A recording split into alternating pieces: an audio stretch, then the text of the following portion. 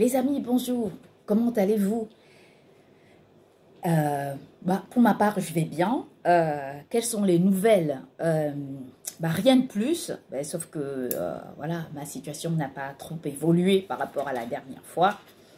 Je ne travaille toujours pas, je suis à la maison, je ne sors pas beaucoup, mais je continue d'écrire. Et donc, je suis à presque 1160 pages, je crois, de mon premier livre. Vous savez que je l'avais déjà écrit, il comptait à peu près, je sais plus, 700 ou 800 pages. Et j'ai dû, ou 900, je ne me souviens plus, mais je sais que j'ai encore écrit plusieurs autres pages. Et je vais continuer au maximum tant que tant que j'ai la motivation en fait pour écrire et tant que me viennent les mots. Les amis, ici je vais vous parler aujourd'hui. C'est une vidéo très particulière. Elle n'a rien à voir avec mes positions concernant ma vision de la société. Elle va beaucoup plus parler des mécanismes de traumatisme psychologique que j'ai constaté au sein de notre société. Je vais vous expliquer la raison, une de mes motivations. Alors que je suis tranquille chez moi, très souvent, vous savez que comme des parents qui portent plainte contre les réseaux qui incitent leurs enfants à des suicides, à des crimes, ainsi de suite, à des révoltes. En effet, très souvent sur mes pages des réseaux sociaux, il y a comme ça des vidéos qui sont très ciblées pour parler d'un sujet très précis. Je suis souvent victime des comparaisons. Par exemple, tel homme est mieux que tel autre. Je peux être mieux avec tel homme que tel autre. En fait, ce sont des suppositions, voilà.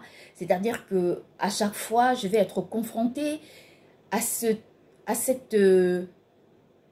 vidéos qui vont essayer de me vendre des produits qui ne sont pas dans ma maison, qui ne sont pas dans ma vie, et je ne comprends pas, et je n'ai pas très bien compris. Je ne vais pas revenir sur ma vie, mais je vais me concentrer uniquement sur la raison pour laquelle je fais cette vidéo. Alors, je voulais regarder mon film Jawani, que je regarde depuis que je suis enfant, c'est-à-dire que je suis née, j'ai grandi, je regardais déjà ce film il y a très longtemps. Quand j'étais petite fille, j'étais à l'école primaire. Je regardais déjà ce film. Pour moi, c'est un des films d'amour les plus incroyables. Notamment, parfois, je me dis, oh, peut-être qu'il faut en douter avec Titanic. Quoi qu'il en soit, ce n'est pas une comparaison que je suis en train de faire. Seulement, ce que je constate, c'est qu'au lieu de cliquer sur mon film, en fait, j'ai comme ça des vidéos qui viennent se positionner juste un peu avant ou après pour que je puisse, pour créer une visibilité. Et donc, je tombe sur une vidéo qui est intitulée sur un site internet YouTube qui est nommé YouCrime et qui est intitulée « Elle s'est faite humilier par sa star, par son idole ». Bon, comme tout le monde, hein. Vous avez vos idoles, ça peut être une personne politique, ça peut être un activiste ou une activiste, ça peut être une star de télévision, ça peut être, je sais pas, un comédien, peu importe, mais toujours est-il, je ne sais pas comment je peux expliquer cette situation, c'est que il y a des gens comme ça qui pensent que je réfléchis, hein, parce que vous savez que les mots, je ne les utilise pas pour rien. Les mots ont un certain poids pour moi, même s'ils paraissent légers. Mais pour moi, les mots ont un poids. La tare des mots, pour moi, avec elle, on ne peut pas s'amuser. Parce qu'un mot a tout un sens, revêt toute une explication. Et donc, à chaque fois qu'on évoque, qu'on dit un mot, qu'on prononce, il faut pouvoir l'assumer. Aussi bien à l'instant où on l'assume, après et des années après. C'est Je déteste avoir honte une fois que je prononce un mot. Ça me rend malade, ça me rend triste. Je me pose énormément de questions sur la pertinence de ma logique, sur mon état pas psychologique. Je me connais sur ma façon de réfléchir, sur ce que je peux transmettre. Donc pour moi, les mots ont un sens, les mots ont un poids et les mots ont une certaine portée qui n'est pas du tout légère. Je ne parle pas à tort et à travers, je ne chante pas à tort et à travers, je ne fais pas n'importe quoi à tort et à travers. J'ai mes moments un peu je sais pas, je vais appeler ça des moments de lassitude. Voilà, je vais prononcer plutôt ces mots. Ce sont des moments dans lesquels je n'ai pas envie de réfléchir, mais ce sont des moments qui sont concentrés sur moi et qui n'interfèrent pas sur une autre personne, même pas sur mon propre enfant. C'est-à-dire que même avec mon propre enfant, ce que je lui dis est important et parfois, quand je dis quelque chose, je l'assume. Et quand je ne peux pas assumer, je lui présente mes excuses parce que je crois que n'importe quel... On n'a pas une domination à avoir sur des gens, aussi bien psychologique que mentalement, ou même physiquement. On peut être tout simplement nous-mêmes, avoir cette capacité, cette force de transmettre ce qu'on a à transmettre à l'autre, mais il faudrait que tout cela reste toujours positif. Donc, j'en viens maintenant à ce que je voulais dire. C'est que j'assiste très souvent à ces mises en scène psychologiques, une sorte de languille du dramaturge, de la manipulation, où on raconte sur ce site internet dont je viens de citer qu'une idole a humilié en fait son fan ou sa fan. Vous savez, si je ne me sens pas directement concernée par tout ça, parce que ça ne me regarde pas du tout et parce que je suis au-dessus de ça,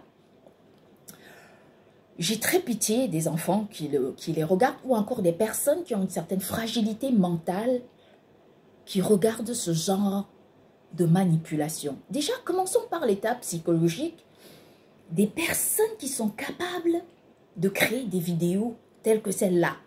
Je vais vous dire une chose, et ça c'est ma pensée, et je reste je suis très en accord avec ce que je dis là, ici et maintenant, parce que pour créer des vidéos comme cela, aller regrouper des scènes sur une sorte de télé-réalité, My Idol, toutes ces chaînes, je sais plus, je me rappelle pas de tout ça, parce que bon, c'est pas important pour moi. Je regarde un tout petit peu le divertissement. Les gens qui me connaissent savent que je ne regarde pas les chaînes de divertissement. Je m'intéresse à tous les sujets, mais les chaînes de divertissement, d'ailleurs la télévision, je ne regarde pas la télé. Pas parce que je ne veux pas regarder la télé, parce que très souvent, je ne trouve pas les émissions qui m'intéressent à la télévision. Je passe mon temps sur YouTube parce que sur YouTube, je peux regarder des documentaires. Ma chaîne, une de mes chaînes préférées, c'était Arte, que je regarde un peu moins hein, parce que, bon, je ne vais pas juger. Bien sûr qu'on continue à avoir des documentaires très très pertinents.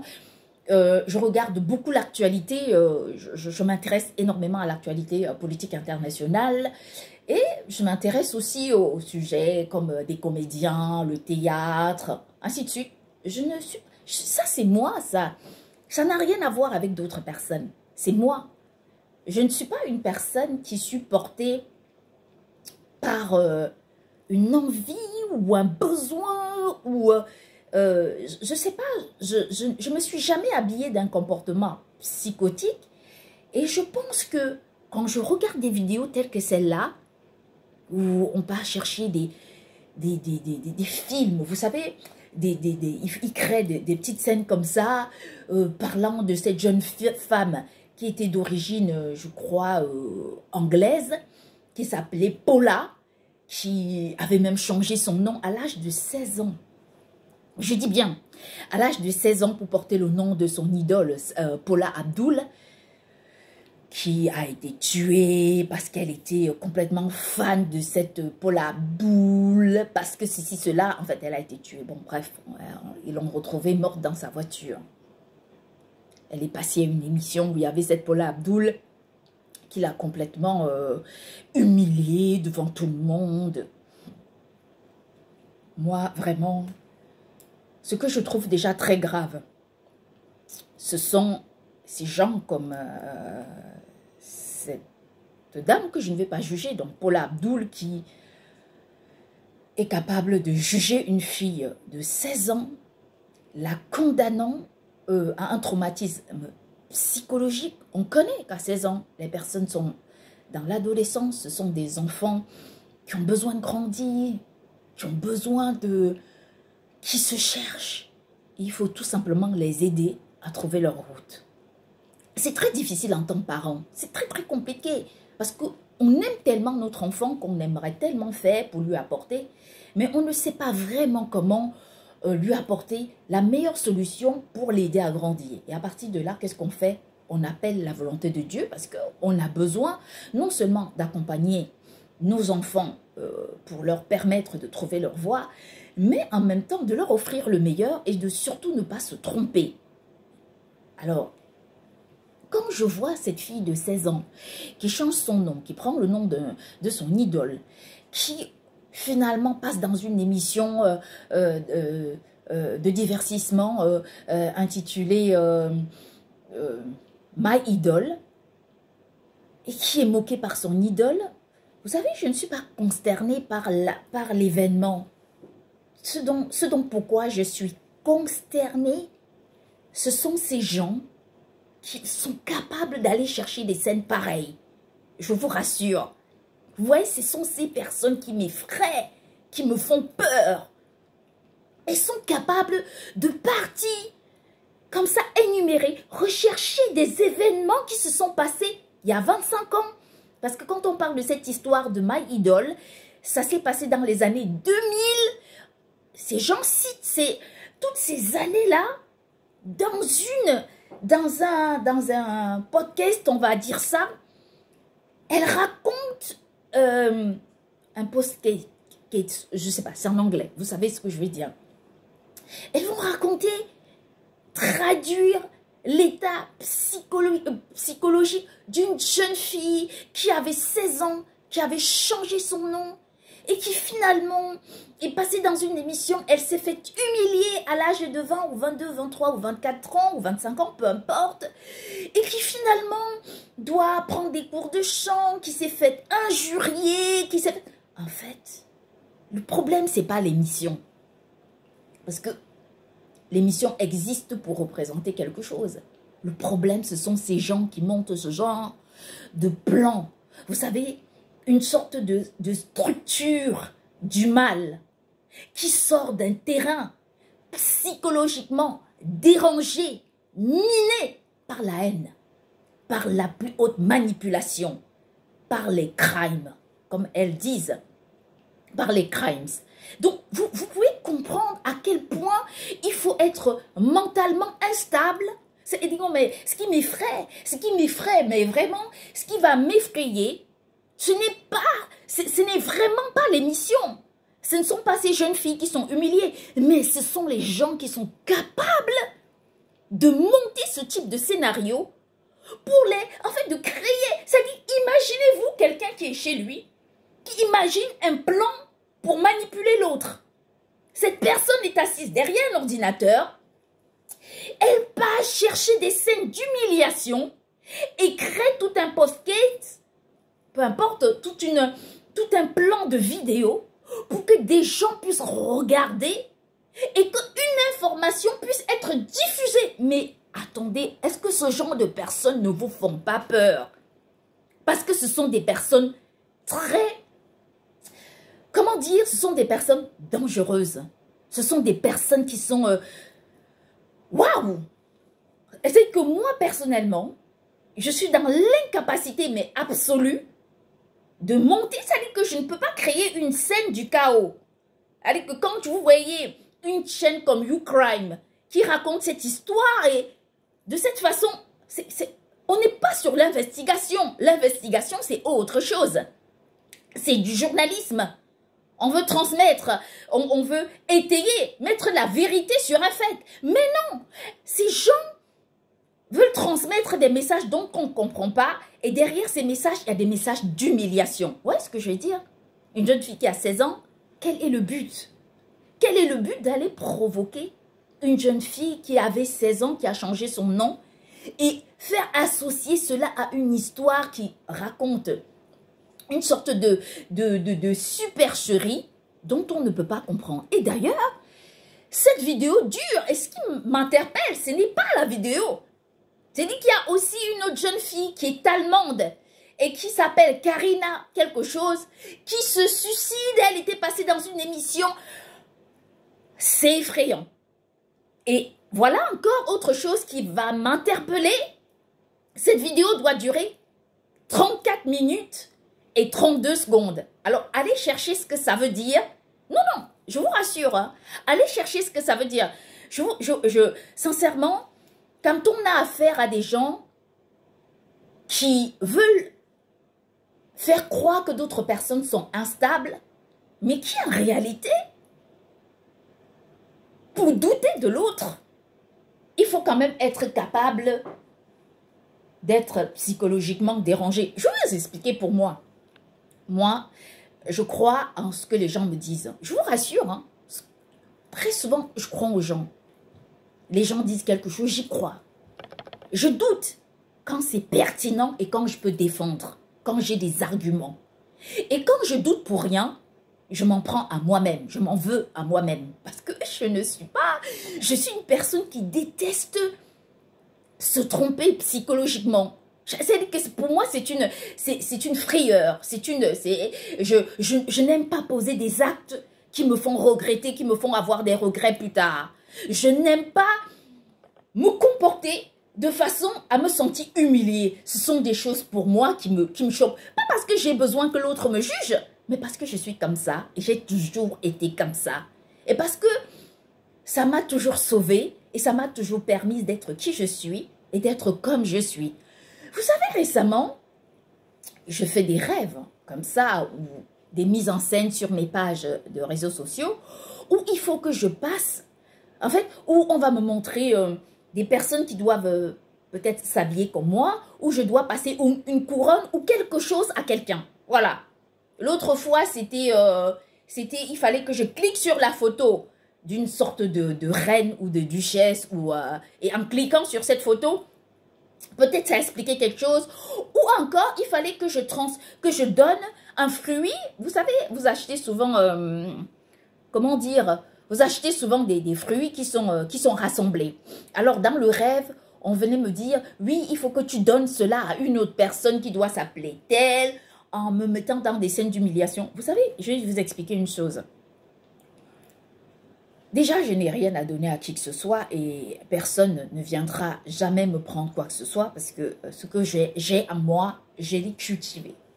Je l'ai travaillé. C'est-à-dire qu'au lieu de passer mon temps à créer des scènes de crime, à travailler mon cerveau pour lui permettre de devenir un terrain psychologiquement miné par un dramaturge du mal, en effet, je mets la lumière dans mon cerveau pour que mon cerveau soit toujours cet espace dans lequel la lumière peut jaillir. Et c'est pour cette raison que souvent mes mots sont accompagnés par la lumière qui habite en moi. Je n'ai pas besoin de me justifier face à ces gens. Mais je fais simplement cette vidéo pour alerter les gens et leur dire que ce genre de vidéo, faut pas les regarder. En général, je réagis face aux vidéos, mais celle-là était tellement ridicule, mais tellement dangereuse que je me suis dit que j'allais carrément intervenir. Vous savez, j'ai fait très souvent nos cerveaux aujourd'hui et j'ai eu la grande chance de découvrir. C'est pour cette raison que j'appelle notre époque avec nos cerveaux, les cerveaux à la Stephen Hawking. Tout simplement parce que avec toutes ces puces qu'on nous implante dans les oreilles, Parfois, on est avec quelqu'un hein, dans la maison. On a des gens comme ça qui... en fait, si je dis ça, on va dire oui, Karine dit ça, mais c'est vrai, on est, je vous dis, on est pucé. Et je peux vous le dire avec assurance, je vous rassure. Quand je nettoie mes oreilles, il m'arrive de prendre le bout du stylo. Je vous rassure, faites ce que je fais. Il m'arrive de prendre le bout du stylo. Si je passe dans mon oreille un peu plus loin, en fait, je dois sentir que je coince sur un truc. Je coince sur un truc. Et c'est pas... On sait très bien, le cérumen n'est pas dit dur. Mais de l'autre côté, en fait, je coince sur rien. Je ne coince sur rien du tout. Et je vous rassure qu'il m'arrive des moments où je suis en train de penser et j'entends un sifflement dans mes oreilles, un peu comme si on veut m'empêcher de penser. Je ne suis pas la seule qui dise ça, hein. Je ne suis pas la seule, de nombreuses personnes le disent. Et moi, j'ai été la première à décrier, à penser au complot, aux complotistes, ainsi de suite. Mais au fur et à mesure de l'expérience, en effet, on arrive à comprendre que c'est la réalité. Et donc, c'est vrai, parce que on ne peut plus discuter. Et alors, quand j'explique cette situation, je ne veux pas que vous doutiez de vous. Je veux que vous soyez sûr de qui vous êtes. Et c'est pour cette raison que très souvent dans mes écrits, je vous appelle à vous connaître, à savoir qui vous êtes, ne doutez jamais. Il y a des gens qui disent « Ah oui, elle chante tout le temps, elle est toujours en train de... Elle est dans une sorte de gestuelle. » Je dis « Oui, c'est vrai. C'est vrai, je suis dans cette sorte de gestuelle. Vous savez pourquoi? Parce que ça m'a sauvé la vie. Et parce que je chante depuis que je suis enfant. Parce que si on interroge les jeunes filles avec qui j'ai grandi, elles vous citeront un caractère de moi, je chante. Si on interroge un membre de ma famille, on lui dit « Parle-nous de Tata Karine », on m'appelle affectivement comme ça dans ma famille, ou de Maman Karine.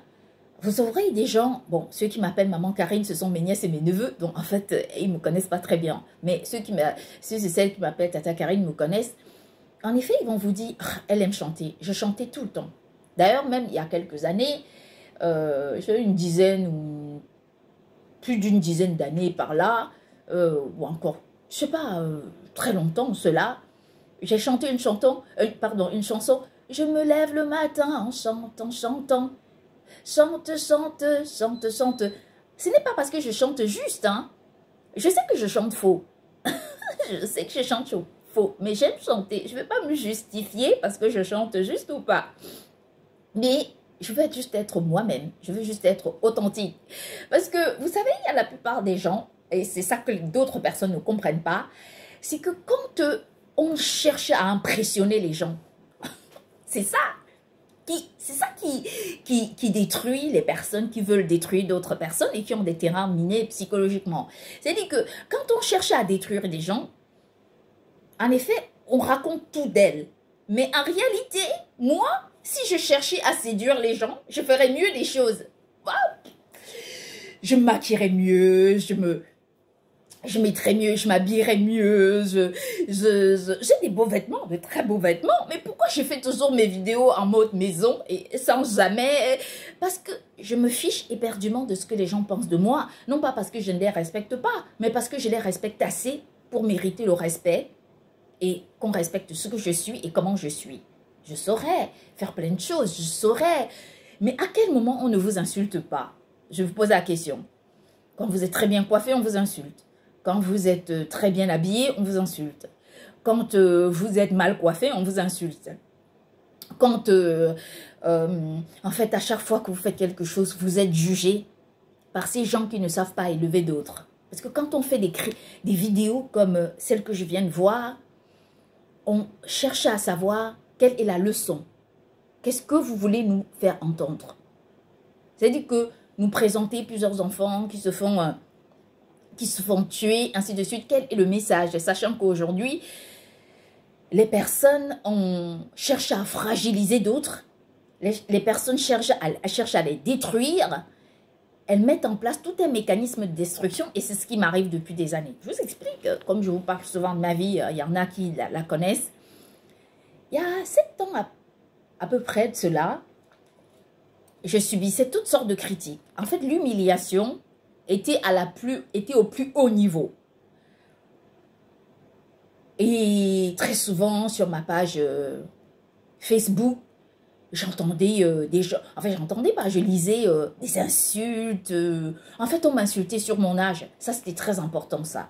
Ces personnes m'insultaient, disant tu es vieille, tu ne vaux rien, tu es une fille de mauvaise famille, ta famille n'est pas riche, tu es pauvre. En fait, je voyais tout ça. Mais comment est-ce que vous voulez que je me sente victime d'une réalité? Je suis vieille. Naturellement, j'aurai bientôt 50 ans, moi. Est-ce que je peux discuter de cette pertinence? Non, je suis vieille. Je suis une vieille personne. J'aurai bientôt 50 ans. Et je vais vous expliquer une chose. On me dit que je suis pauvre, mais c'est la vérité. Je ne suis pas riche. Je ne suis pas une fille de quelqu'un qui est riche. Je suis une fille d'une pauvre dame. Et quand je cite souvent ma mère, je ne cite pas mon père parce que je n'ai pas grandi avec mon père. Je cite souvent ma mère parce que c'est vrai.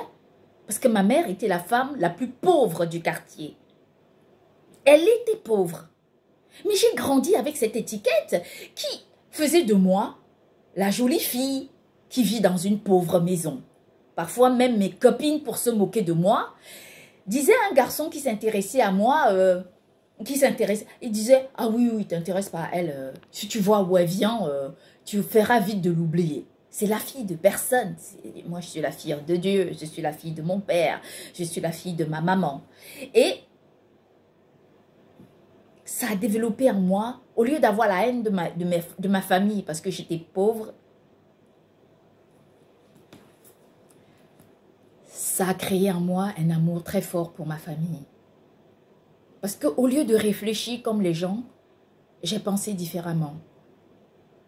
Je les ai vus pauvres.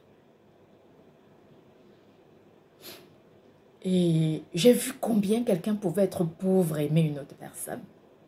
J'ai regardé ma mère. Et je me suis dit, elle a le droit d'être aimée. Elle peut être critiquée par d'autres personnes. Mais ma mère avait le droit d'être aimée. Et les seules personnes qui pouvaient vraiment l'aimer, lui démontrer un amour incroyable, impossible, lui chanter l'amour, c'était nous. Alors je passais tout mon temps avec ma maman, à lui parler, à lui faire des éloges, à lui dire combien elle était belle, à lui dire combien elle faisait bien à manger, tout ce qu'elle pouvait faire de positif. Je positivais encore plus parce que j'avais envie qu'elle se sente importante. Et je lui promettais toujours une chose et je lui disais, maman, tu sais, un jour, quand je serai grande, tu ne souffriras plus. Je t'apporterai des sacs de riz. Je t'apporterai la nourriture.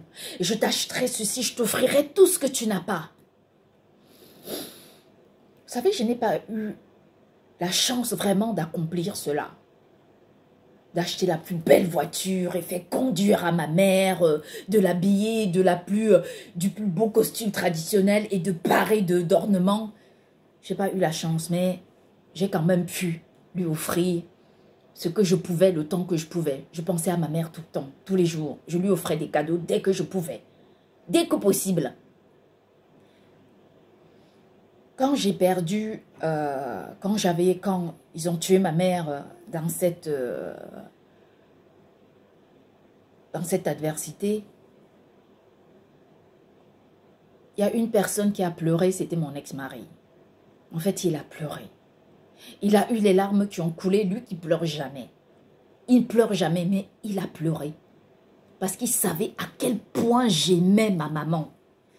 J'aimais l'exhiber comme une sorte de trophée, comme une sorte de reine. C'était ma reine. C'était mon trésor, ma mère. C'était pour moi une personne qui était juste...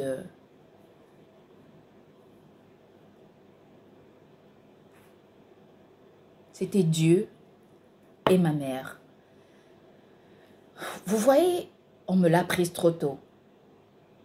Sans que je n'ai le temps de lui raconter tout ce que je voulais lui raconter. tout ce que je pouvais lui dire, tout l'amour que je pouvais encore lui témoigner. Mais elle sait à quel point je la respectais et à quel point je l'aimais. Avec toutes ces manipulations aujourd'hui, il m'arrive de douter. Je ne fais plus de rêve de ma mère parce que je connaissais un peu qui était ma maman.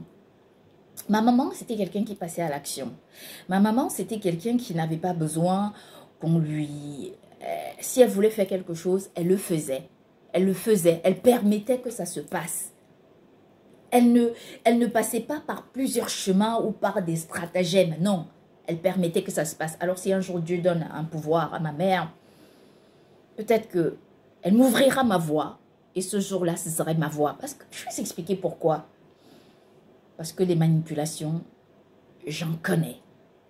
J'en vois sur des sites comme ça où on va vous faire croire que quelqu'un n'est pas bien.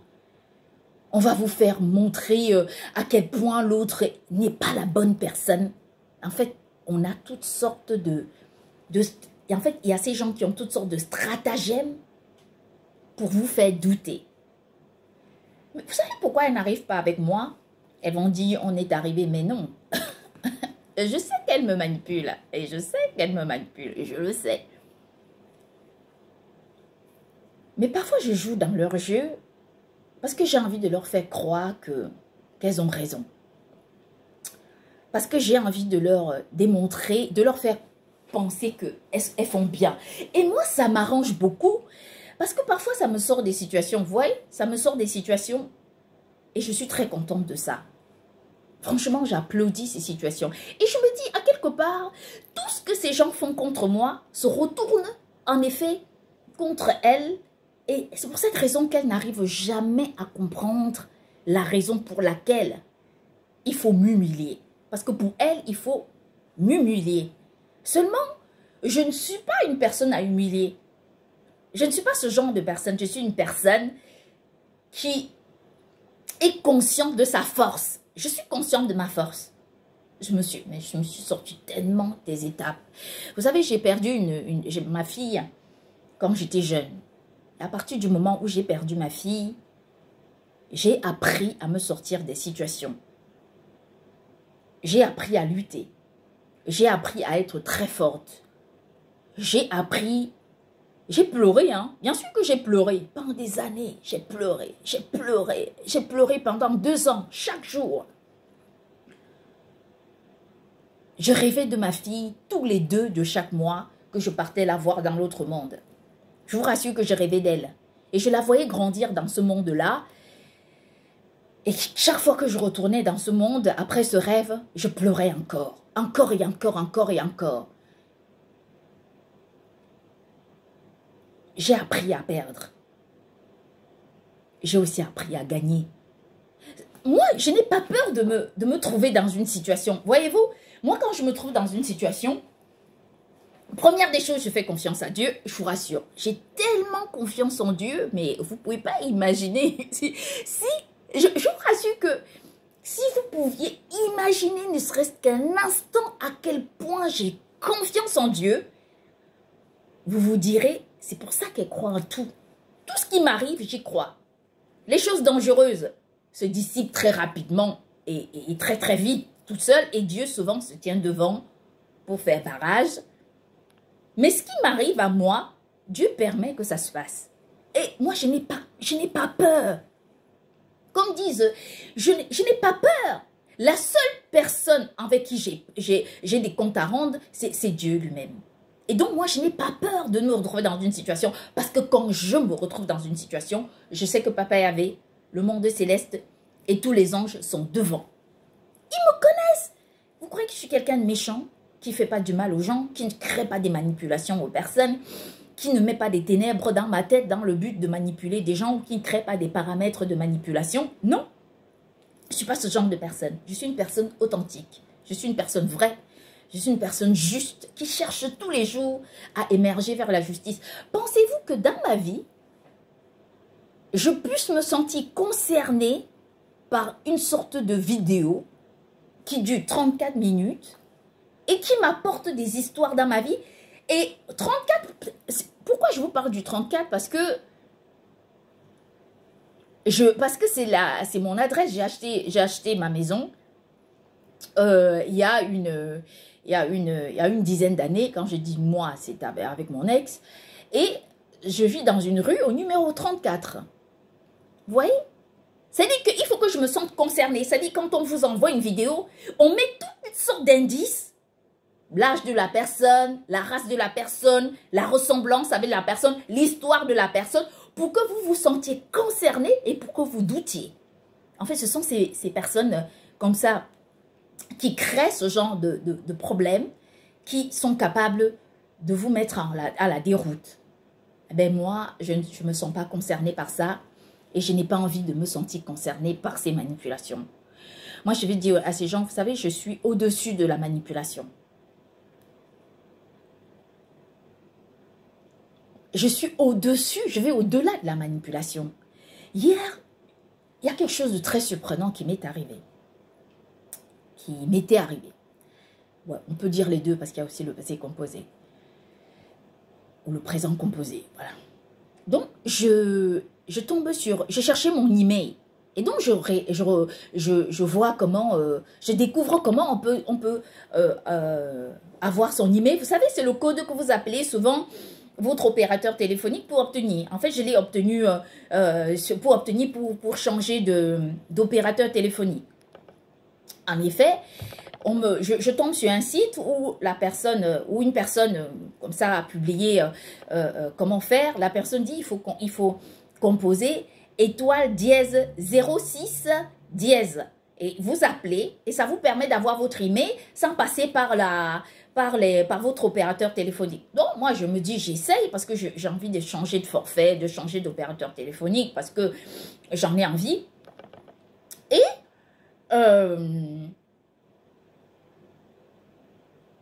je tombe sur mon email qui se termine, premier email, donc j'en ai plusieurs, hein, plusieurs descriptifs. Il y a le email, il y a le SN, et il y a un autre numéro. Le premier email, c'était quelque chose avec 31.